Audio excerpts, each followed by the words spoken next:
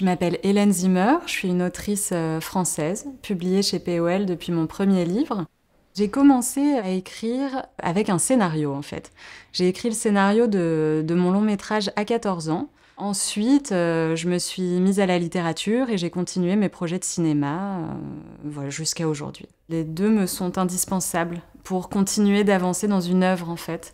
Et je pense que la liberté que je trouve en littérature, j'arrive d'une certaine manière à l'injecter dans les scénarios que j'écris et la dramaturgie que j'apprends grâce au scénario nourrit mes livres, certainement. L'œuvre que je conseillerais à un lecteur qui ne me connaît pas encore, c'est Fairy Tail, mon premier livre.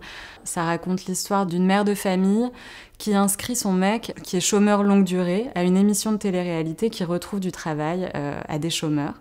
Je pense que c'est celui qui est le plus fort connecté à moi, en fait. Il y a une forme comme ça de rage de dire que j'avais au moment où j'ai écrit ce livre. Et puis j'y suis attachée parce que j'étais enceinte de mon enfant et que c'est un livre qui parle de famille. Et je pense que, d'une certaine manière, mon enfant y a mis quelque chose. J'étais assez jeune, c'était mon premier enfant. Et j'écris comme ça ce livre avec cette mère qui a 3 enfants. Et pour le coup, je pense que pour écrire ça, je suis à la fois la mère que je vais devenir et en même temps la fille qui a vu, depuis qu'elle est petite, plein de mères, en fait. Et donc, je voulais rendre justice à cette femme qui est fatiguée et en même temps qui aime ses enfants plus que tout, qui avance pour eux, mais qui s'est complètement dissoute en cours de route. Depuis, j'ai écrit 2 autres livres. Mon dernier s'appelle Dans la réserve et c'est un roman qui raconte un espace naturel qui est privatisé, dans lequel vont se croiser un homme qui devient une bête sauvage, une jeune recrue qui apprend à manier les armes et un journaliste écolo qui cherche à traquer la bête sauvage. En fait, je crois que dans les 3 livres que j'ai écrits jusqu'ici, j'ai essayé de mettre en place une intrigue assez claire qui me permettait d'aller questionner le politique sans pour autant basculer dans l'idéologie. Et je pense que c'est pour ça que je m'appuie sur plusieurs personnages qui ont souvent quand même des vies assez différentes et des vies qui peuvent même les tenir éloignés d'eux tout le temps du livre. Et ces personnages-là me permettent de croiser les points de vue. Et donc, mon travail de romancière, c'est d'entrelacer comme ça différentes visions autour de sujets qui peuvent tous et toutes nous préoccuper. Je pense que dans les luttes militantes, la littérature peut permettre une forme d'apaisement ou de moments de relâchement. Comme ça permet de se projeter, en fait, dans des destins singuliers, on est tout de suite raccroché à l'émotion, on est tout de suite raccroché aux impacts directs que peuvent avoir des décisions dans la vie d'un individu.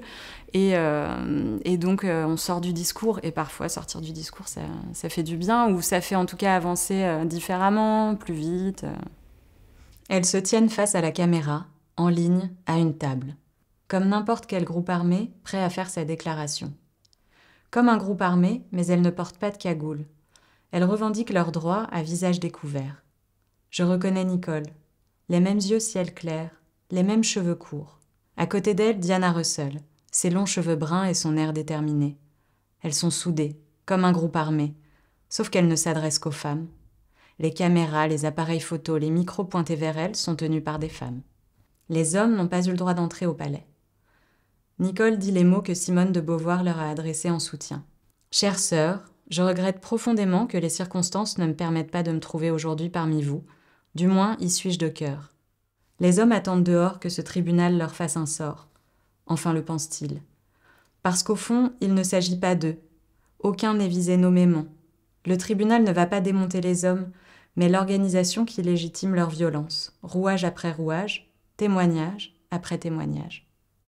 Je suis à Bruxelles en ce moment pour travailler sur un livre qui part d'entretiens que j'ai menés avec Nicole Van de Ven, voyageuse, journaliste, qui a participé au Tribunal international des crimes contre les femmes Donc, c'est un événement militant qui s'est tenu au Palais des Congrès de Bruxelles en 1976 et qui a réuni 2000 femmes venues de 5 continents pour dénoncer tous les crimes du patriarcat. Et Nicole, à la fois, elle a participé à l'organisation de l'événement et elle a coécrit avec Diana Russell le livre où on peut trouver tous les témoignages qui ont été livrés pendant ce tribunal.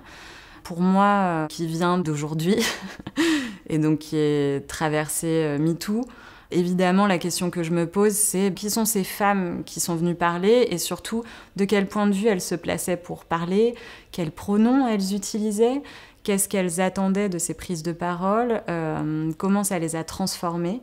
Et j'ai envie de m'appuyer sur les discussions que j'ai avec Nicole pour questionner l'éclosion de la parole et puis ce qu'il en reste.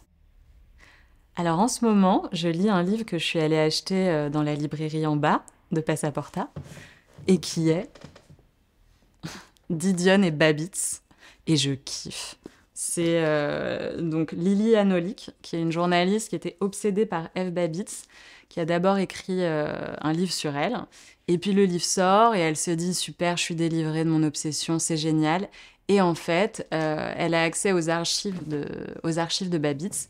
Et là, elle tombe sur une correspondance entre Didion et Babitz. Et elle se dit « ah non, ça recommence, je vais devoir réécrire un autre bouquin ». Donc le livre croise les deux destins de ces écrivaines américaines et c'est génial.